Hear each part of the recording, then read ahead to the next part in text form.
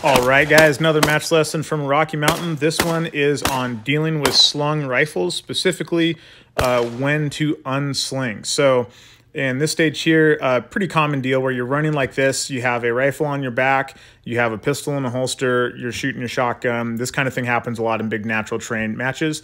I sling my rifle muzzle up over my right shoulder, as you can see. I do that for a few reasons, which I'll get into later.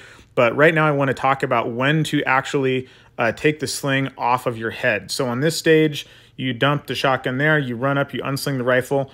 I don't have any video of me unslinging the rifle. I tried to kind of kill my camera person on this stage. She ran behind like 5 people up this hill. So I don't have that, but when I got into this position, you can see the sling is still around my neck. So I do that for a few reasons. I don't want to take the sling off from my shoulders or around my neck when I'm initially taking the rifle from my back and into commission. And that's for, basically, it's a super compressed timeline, right? From here, I had, I think you had to wait until you're at the top of the hill about there. And then you had to lengthen your sling, turn it around, put the magazine in, charge the gun, find the target, and get behind the scope. And you had to do all of that stuff in about a spot of 3 steps. There's a lot happening, not a lot of space, and I don't want to add taking the sling off of my neck at the same time.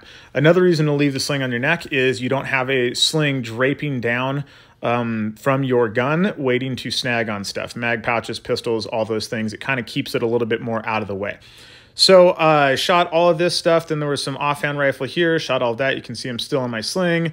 Still in my sling. Shot some more super hard offhand rifle at the end here. This was a 162-yard 6-inch plate with no support. That was an extremely hard shot, and it took me 8 rounds to get it. But my sling is still around my neck, and the dump barrel is to my right, and I waited until the very last possible moment to unsling my rifle, and that looks like this.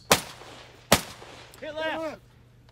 And then transition to the pistol, load it up, and start shooting. So the way that I do this is as I go to dump the rifle, I go on safe. That's that little motion with my hand right there.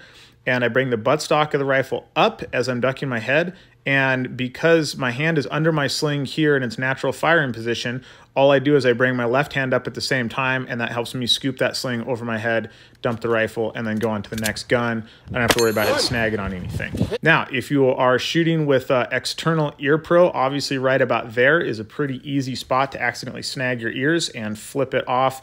So it's really important to make sure that you double plug if you're shooting a rifle with a sling and external ear pro. That way, if you do knock your ears off, you can just draw your pistol and go to work. You don't have to worry about picking those things up on the clock and continuing to shoot them. So that is my little unslinging tip for the day, and there will be more match lessons coming.